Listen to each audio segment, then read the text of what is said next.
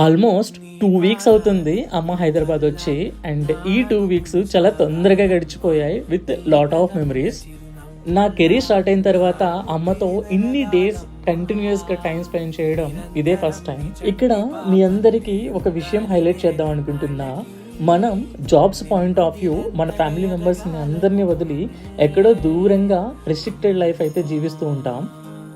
And ఎప్పుడైతే మన family మెంబర్స్తో టైం స్పెండ్ చేస్తామో మనం రిగ్రెట్ అయితే ఫీల్ అవుతూ ఉంటాము, like what we are missing in our life అని.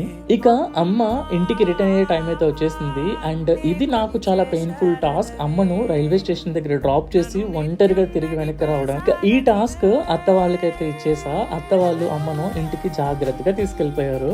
నాకైతే ఆల్మోస్ట్ 1 వీక్ పట్టింది స్టేబుల్ అవ్వడానికి.